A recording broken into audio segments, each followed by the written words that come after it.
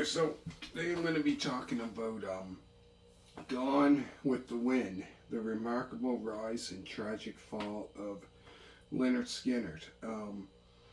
So I found this was a very, very interesting documentary about the band.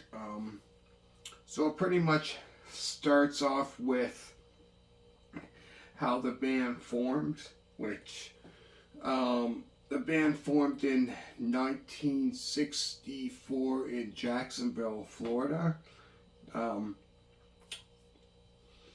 They pretty much formed in like high school.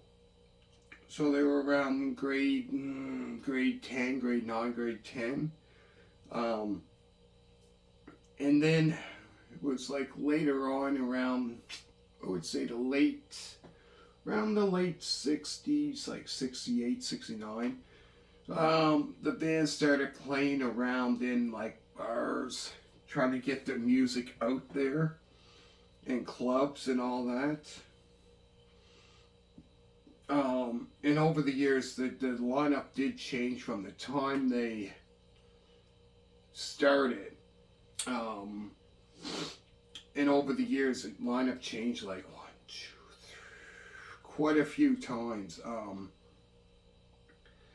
So it says here, when Lynyrd Skynyrd emerged into the world stage in 1973, it was a result of a collective determination. The group had struggled and fought to gain real recognition ever since they formed 8 years before. So yeah, there's talking about like going to clubs, playing in bars, small bars, and that.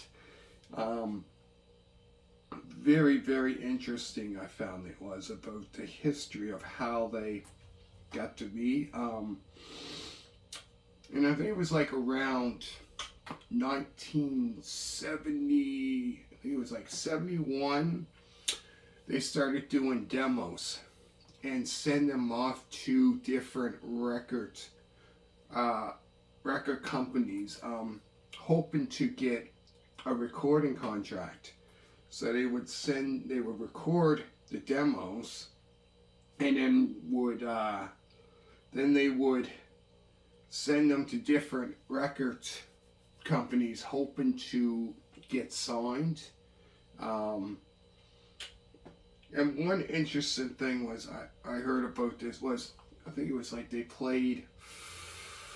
opened up for like quite a few great names too, and one was like probably even before they had their first record out. I think the year before, either 71 or 72. I think they opened up for Bob Seger. Had no idea. But yeah, it was like I said, around 71, 72, they started doing, around both that late 60s, early 70s, they started recording demos of their original material, and they would send them off later on, send them to different record companies. And then it was around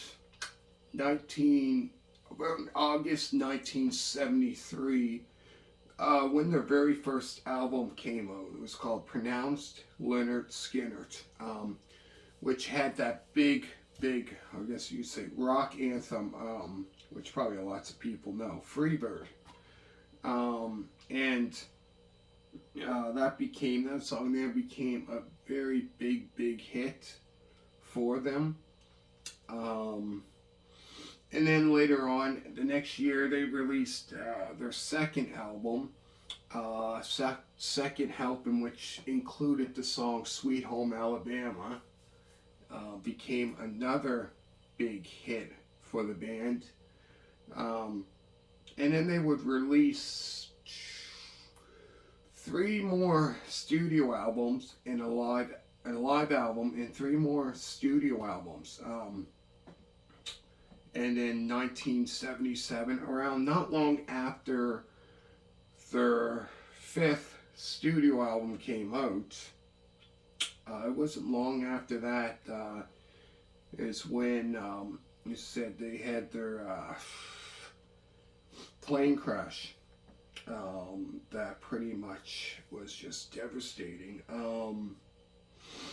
And then the band was pretty much done until later on.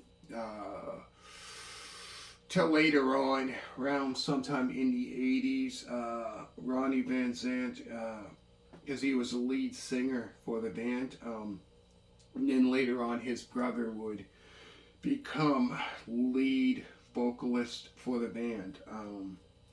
But yeah, it was very, very interesting of how the band came to be, because even before that, they were playing in different bands. The other members like playing, and then like back in the '60s, and then that's how, and all of them came together. Like I said, around 63, 64, when the band formed, and but yeah, very successful Southern rock band. Great rock band. So very, very interesting. I found this was definitely for sure, because it would show them performing. It would show some videos of them performing as well. But yeah. So yeah, let me know down in the there's the back of it.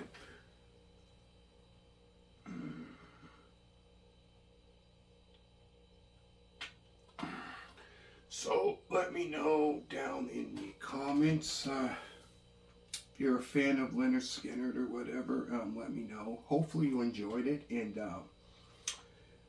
but yeah, like I said, very, very interesting about the band. So many, like, lots of people, that joined the band. Like at one time there was like 7, and then later on around, I think it was like 75, maybe 76. Then they had backup singers for the band, female backup singers. And then one of them said that her brother played guitar, and which was Steve Gaines. And so yeah, it was about 70, sometime in 76, is when he joined the band, played lead guitar. So about that time they had about two or three lead guitarists in the band. And he would actually only play on one of their studio albums, which would be the very last album that Lynyrd Skynyrd released as the original group, called Street Survivors. And that would be the very last album of the original band. And it'd be years later down the road.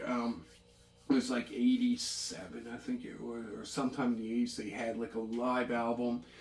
And then later on, probably wasn't long after that, they could have been like late 80s, a couple years after that, not long after. Then they started doing more studio albums. That's when his brother took over for lead vocals. But yeah, like I said, nothing like the original lineup of Lynyrd Skynyrd. So yeah, so very, very interesting. And let me know down in the comments what you think, and hopefully you enjoyed it. And thank you everybody for supporting this channel. Greatly, greatly appreciate it for that. Hopefully you enjoyed it. Let me know. Make sure to hit a thumbs up, and next I'm going to do another one, and stay tuned for that. I'll be right back, and bye.